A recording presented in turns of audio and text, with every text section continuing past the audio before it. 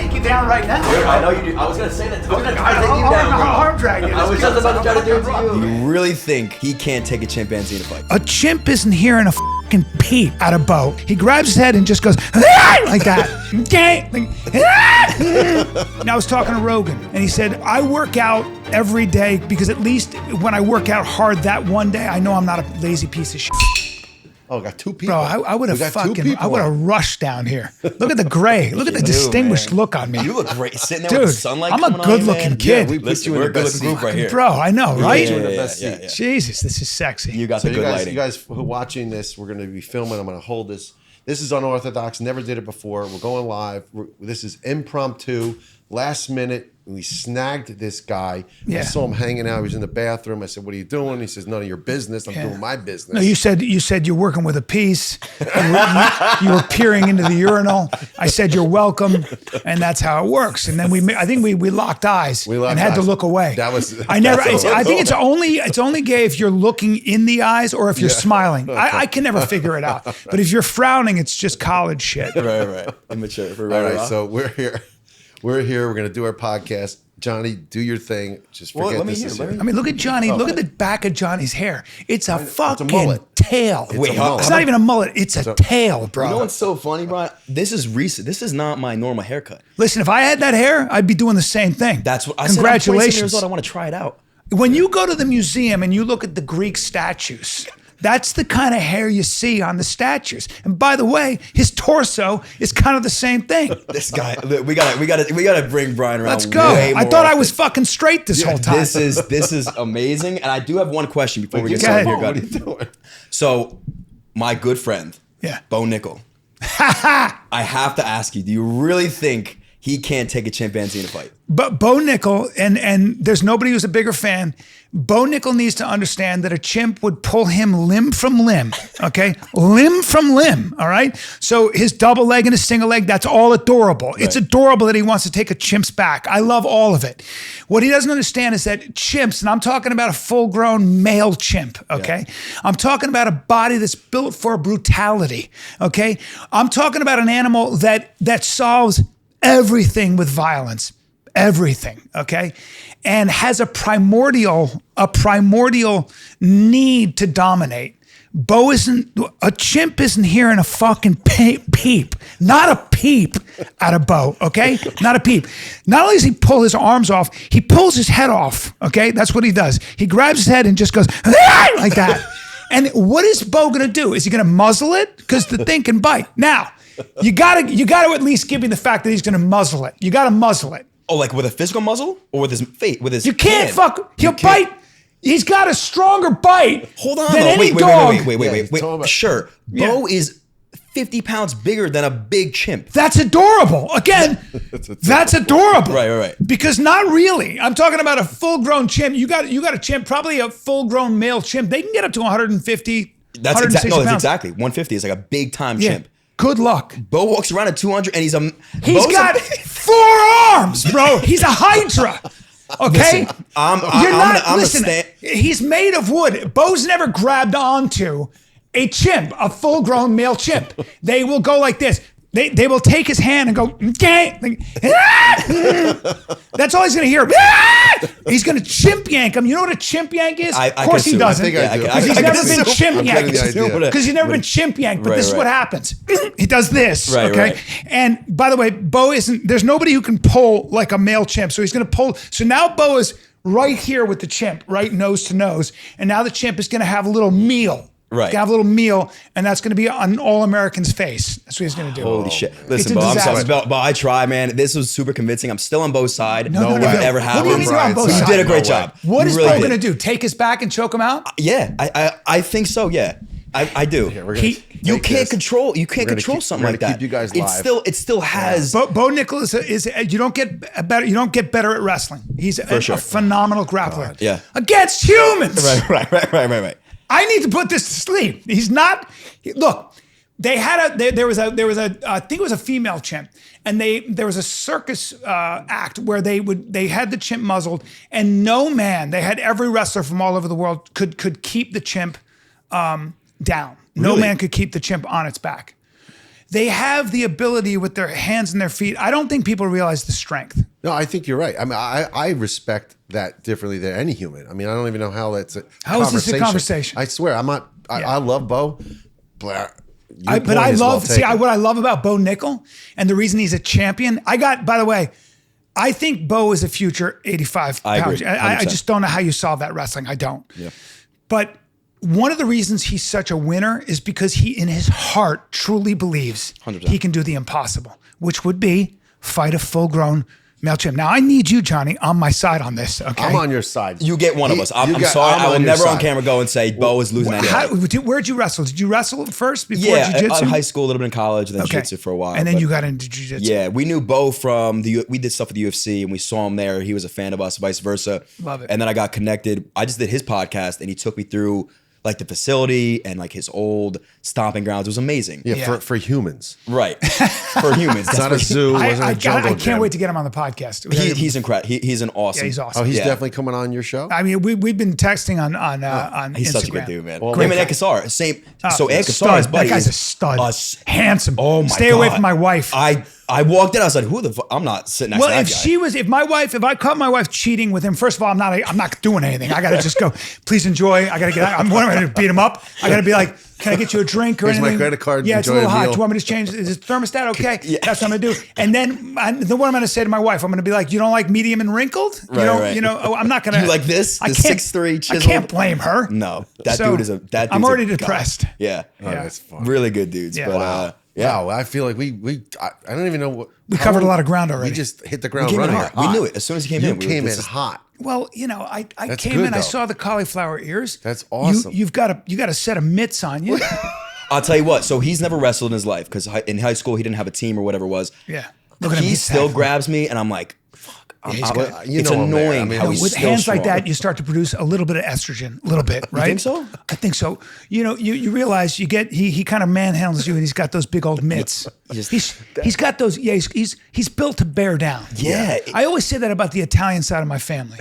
The Sicilian side, I come from a long line of Sicilian peasantry, not even mafia, but they're built to. They got a short femur bone. Yeah. They can Lift lower things their up, move chin, things. and they can work forever. Right. You know what I mean? Yeah. They need a little bit of sleep. Go back Well, to it to all that the time. end, there's a lot of pride that goes and comes with, my grandmother I lived with, who was 94 years old when she passed. Yeah. She would pick up at 90 something years old, no lie, cinder blocks.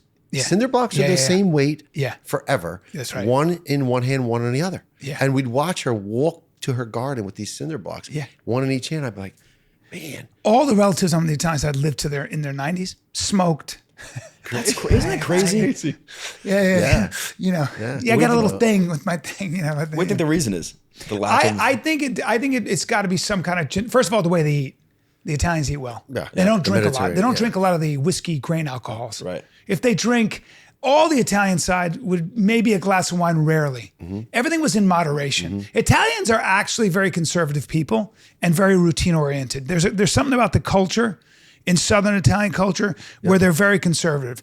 There's no confusion growing up about what you do and what you don't do. You're raised very quickly to understand there's a way to behave. There's a way that structure actually reduces stress. I really do think. You can't escape right. that culture. There are certain strong cultural norms where if you're behaving a certain way, it's like, what the fuck are you? What is this nonsense? Right. I'd come to my grandfather and I'd have some new diet as he'd cut, the Parmesan, he'd buy it by the wheel. Yeah. He'd be cutting cheese and then he'd cut with the apple and I'd go, dairy, dairy's not good for you. I had this thing. My grandfather would go, he wouldn't even engage. He'd go, Is this college?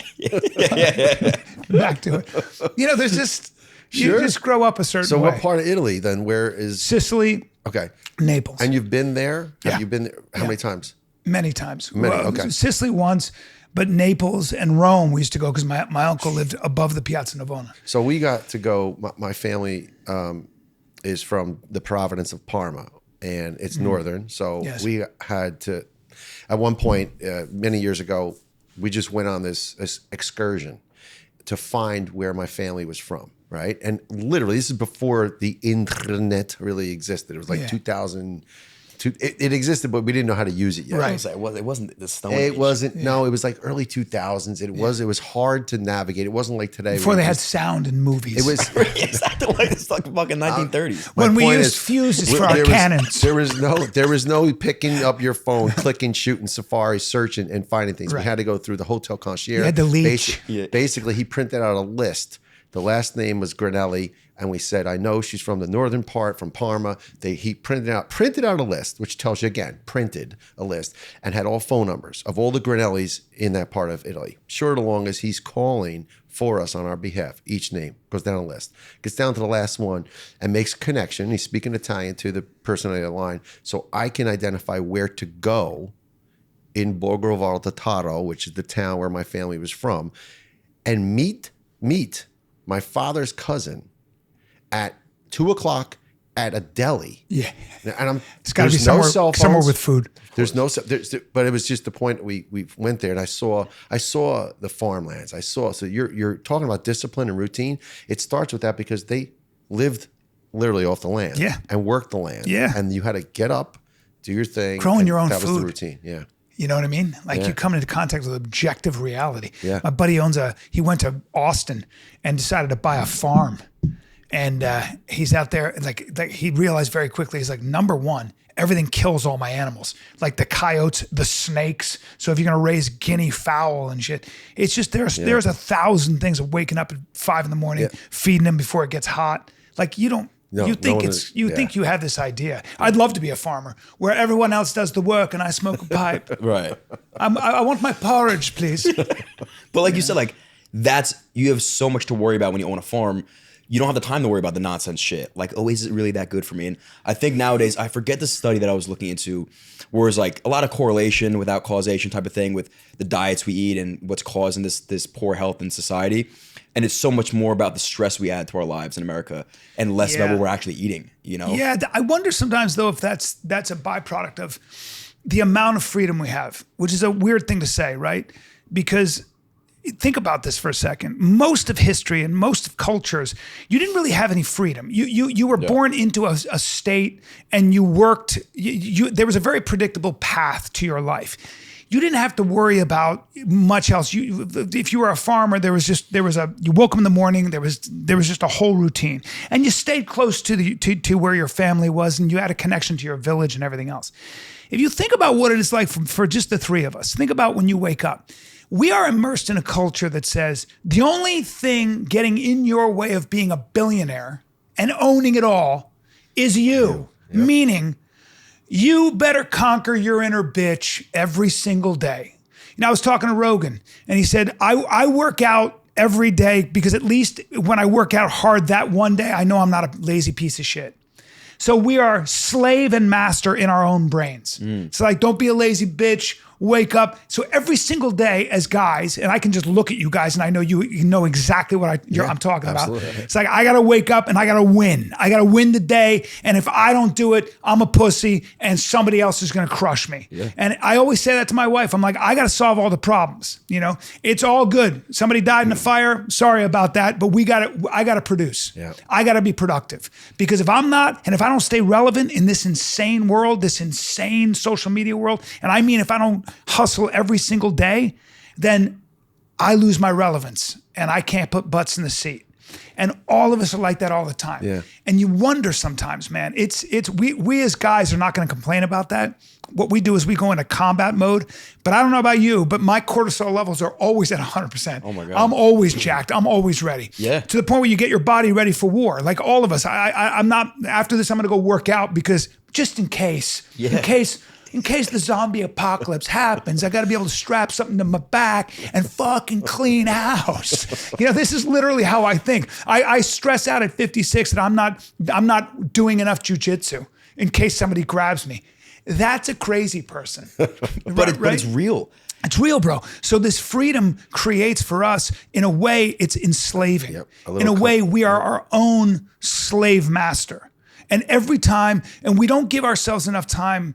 I'm really serious about this as I get older, for quiet contemplation, connection, having a meal and having a laugh one of the great things about podcasting, I came in here, I didn't know you guys, but at least we immediately saw each other. We're like, I know these fucking guys. I know these fucking dudes right away. Right. There's an intimacy. At least we get to talk. At least we get to sit here and talk. I said the same thing. The podcast stuff for us has really been, for nothing else, an escape. Like a creative escape that's not so disconnected of what we do, but also is not the pressure of, we got to make sure this 30-second video is so engaging that it reaches the masses. And if it doesn't, like you said, I'm a failure for that day. Yeah. And waking up with this uncertainty of, am I going to stay relevant? And that chase is detrimental to the mental. And if you don't, I guess, like check that and check yourself, you're gonna really burn out pretty quickly. And people overlook that side of being a creator. It's funny. I was literally saying this before he came in.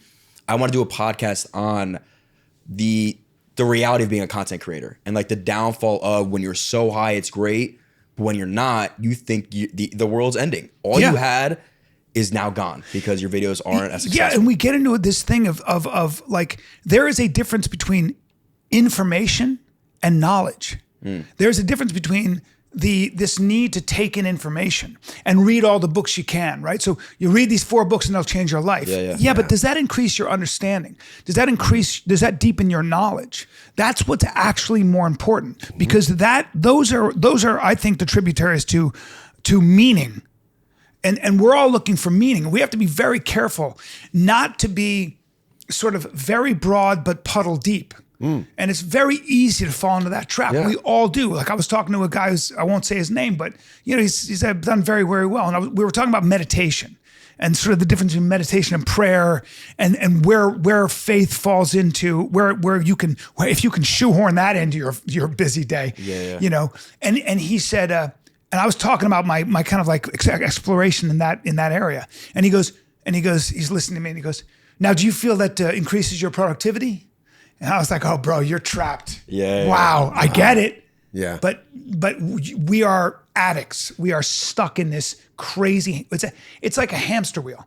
Is this capitalism or is this a hamster wheel? And you're drowning in information and starving for knowledge, right? I mean, that's to your point. And wisdom. You said this earlier, I'm 58, you're 56, you said, right? You look a little better than I do. You guys both look good. I gotta be honest. Yeah, you look good for 56. Yeah, I think you look great. Listen, if I just get a little more hair and get my face tight. You know what? Look at this, guys. Why? You look But look at that. If I get my face full. Hold on. I was gonna say shave it and go. Dude, that's not a bad idea. I'm telling you. Shave your head? Shave it and go and really grow this thing out. That's what Rogan told me. Just shave it. I'm like, seriously. I do that too. Yeah. Especially on the mats, man. Take a straight razor, bro, with a fucking crazy beard. And then I gotta get on. I haven't done any testosterone, anything. I can't fucking wait. Oh my! The minute he gives me any attitude, I'm shooting myself right in the ass, and I want it all.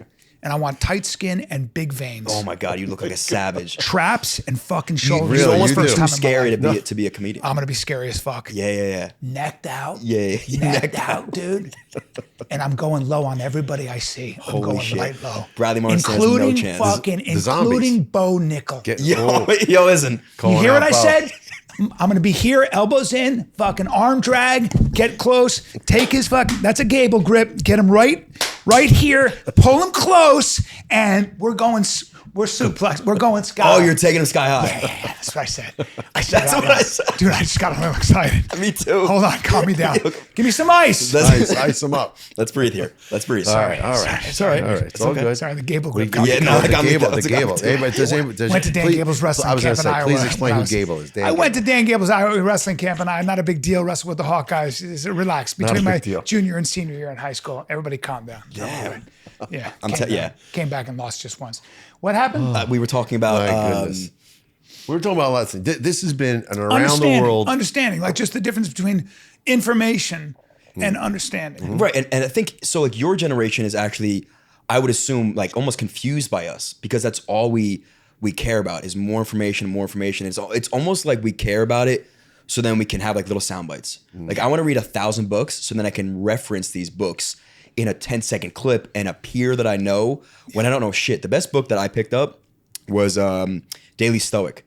I read one page a day and I'm good. And I learn and I like ponder on what I just read for hours versus trying to get through 20 pages and be like, what the fuck did I just read? I have no clue. Well, when you said that, it's funny you mentioned that because I was thinking about Seneca and Marcus Aurelius. Yeah. And those, you could read Seneca, you could read Marcus Aurelius and spend a lifetime kind of just sitting quietly and thinking about that. And you'd get just as much in many ways. But the other thing I think that you get a lot from, is getting really good at one thing.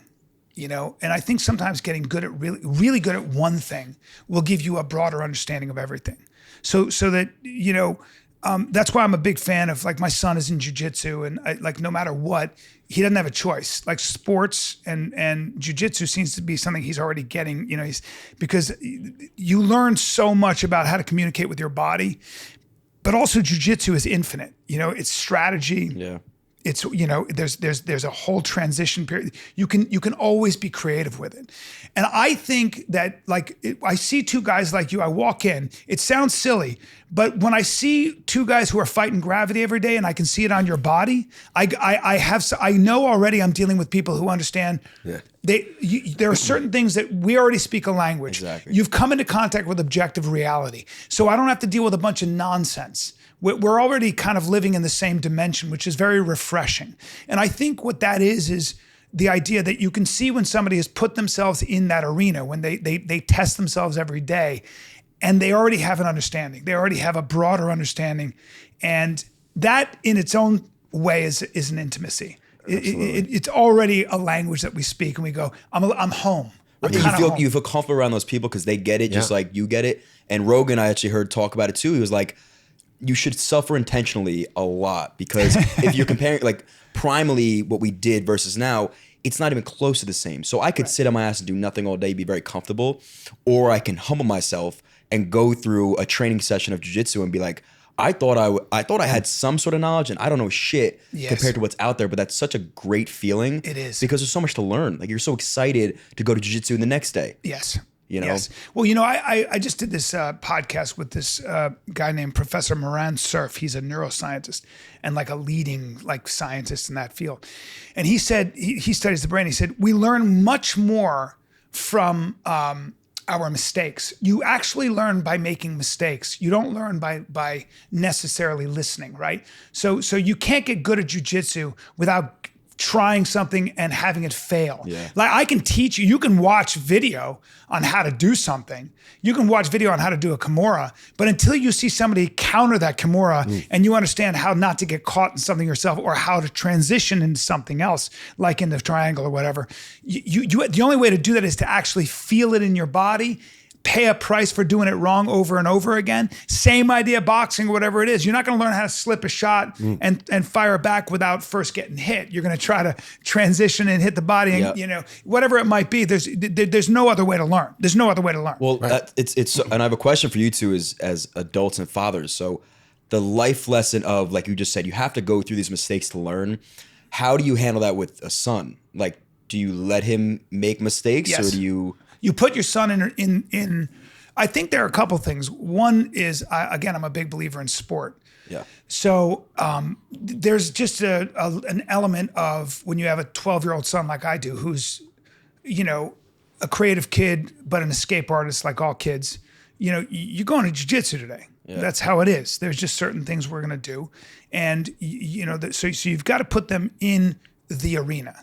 You've got to put them. I'm not saying jiu-jitsu, it could be anything, but I love the idea of learning a musical instrument, but the daily attendance, daily practice, consistency, a half hour a day is, way better than 3 hours one day and that's it. I just believe in that daily sort of attendance, that ritual. Absolutely. And kids really thrive in that, but I think people do, and you also learn, I think the great thing about trying to get good at something, especially for a kid or anybody, is you start to learn and recognize what happens when you're trying to get good at something. Two things. One is you learn to recognize plateaus. You learn blocks. And then what happens is, a lot of times, in order to get to the next level, you've got to usually confront a certain aspect of your personality or character that's actually holding you back. Ooh. There is something within us that is, there is probably, you could call it a flaw, but I would just call it a tendency. right? Yeah. Where you tend to go back to your safe place. I go back to my safe place. Yep. Well, we got to get you out of your comfort zone. We got to get you out of your safe place. How do we do that? Because you always go to a double leg, or you always go to an arm drag or whatever. Yeah. We got to do something else that ain't going to work here. I think, and I would assume same thing with you. Sports are easy. You can let them fail in sports and it's not that hard. But what happens in real life when you want to just protect your son and he's going through something, you know how he's going to fail. And I'll you quote know Jordan Peterson. I'm going to quote him. He said something that made me almost cry. He said, he was going through his own thing, and he said, I'm just going to steal what he said because I think it's so poignant. He said, life is to a degree suffering. You know, you're going to suffer no matter what you do. And you're going to long for things that you don't have. You're going to wish you looked a certain way that you don't look. You're going to, for the most part, want more than you're going to get. And the anecdote people would say to suffering would be comfort. But he said that a better way of looking at the anecdote to suffering would be an adventure to excellence. The idea of using all my talents along the lines of excellence, trying to see, I want to see who I could really be. My best self is in the other room clearing his throat. That's what I always say, right? Like you know that feeling like, dude, I'm fucking lazy today, but I know my best self is over there. I gotta do some stuff today, you know? And he said, comfort is what you do when you swaddle a baby. That would be an act of comfort.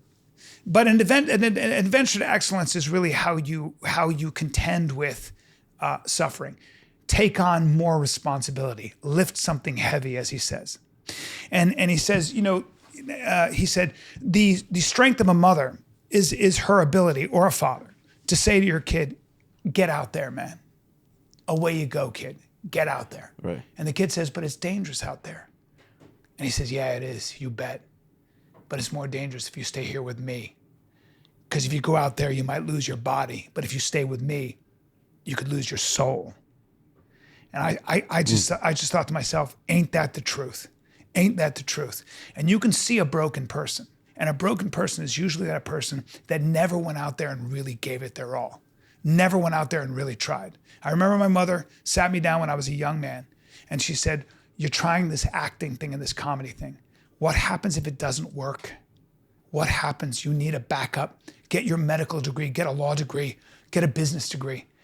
And I remember saying to her, I can't, like, this is it. Sometimes this is it, man. Sometimes this is the fight. I'm not making a left or a right turn. The only way out is through. And if I crash and burn, well, at least I'm going to die fucking trying. And I say that to anybody, man. It's scary, but it's supposed to be. And it's not supposed to be comfortable. Okay. There should be music right now. Wow. And there should be wind. There should be wind blowing my hair back, and I don't have a fucking hair. We have such a good editor. I swear to God, in my mind, I'm saying he's gonna crush this in a little clip. The music, the hair flowing. And give me, but I gotta just give me a little bit of a stronger jaw. You're gonna be chiseled. You're gonna be chiseled. So we that was profound. That was profound, and I wish we could spend more time. But you have to get to the green room. What time is it? What time is It's it? 3:35. It's 3:33. For God's sake, we got to get to the green room. He's got to get to the green room. I'm just listen. We are here because of the common denominator, Das, right? My friend David, and yes, love David. Love David. You have to go on at 3:00. When's your? Well, I would hope not. When's your I'm segment? supposed to be there up on stage in 25 minutes. Oh no, I've never done that before. Let's get him out of here. I'm nervous. I know.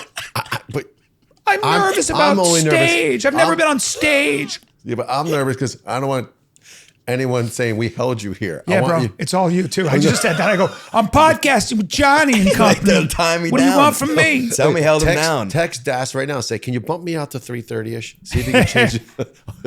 His head will spin, right? I love it. And he doesn't deserve that. But that's why I would love to spend more time. We'll get it back on. We'll get you back We're on. right in We'll go on Jersey his. Where do you live? I'm in LA. So we'll come to LA at some point. You have my number. Call me. I know. We're going to seriously, we have to get out to the West Coast anyway. We got to do a little circuit of some things, and we'll build it in and You'll be around. back, And you'll we'll be come back to here. you. We'll get you. Okay, great. Or Yeah. you're back here. We'll get you out here Great. again. I love Jersey it. City. I love Yeah, this. yeah, because we can We go need deeper longer. on this. Yeah, We do. And you And I guys want to gotta train. come I want out. to train with you. That'd be Bro, awesome. I'd love it. That'd be Just great. if you're in And I LA, wanna come on the watch. podcast. We'll rock and roll. Yeah, Fuck but yeah. you're right. I Next use time you come kung out fu, here. and you have no defense against my kung fu. I don't need it against kung fu. Kung fu is no joke, and you don't say it right. It's kung fu. Okay, so have some respect for the language and the art. I'm just come on. Unbelievable, bro. Before we wrap this up, can I ask a selfish thing? It's Yes. so stupid because you get people to come up to you all the time, probably say, "Go ahead, be funny." Yeah, right. yeah. Like people come up to me, make me a drink. Yeah. I'm like, but we're in the bathroom. I understand. So there's the one line in all your movies, all you've been in. I truly. Is it love? It's a motherfucker. No, That's close. No. It's close. It's in The Hangover. Yeah. Oh God, I want you to come up with it. They come back after the night and You being don't remember, married. man? This guy was cracking my balls. This guy, he was cracking my balls, and that was all improv, by the way. This guy, This guy's crazy. he's crazy. He was cracking my balls. I say to people, "To you cracking my balls," and they're like, why are you talking like that?" I'm just like, "Don't you watch The Hangover?" Me and my cousin. I live with my cousin. Everything. Thank you. These fucking guys crazy. This guy's That crazy. Todd Phillips is a genius because do he it just one let more me time. do it. Really? You Do are it again. cracking my balls. Do it again. You are making me. So that whole thing was improv. It was all improv. was From great. when they walked in, that whole I'm thing. talented, bro. No, What do I you know want you from are. me? I know you are. Skilled That's man. awesome. But you have to be. I gotta somewhere, go. so He's gonna please kill me. don't. David's All gonna right. kill me. Guys, thank you so much for watching. We are done for the day. Like, subscribe, share, all that good stuff. Cheers, everybody. Bye.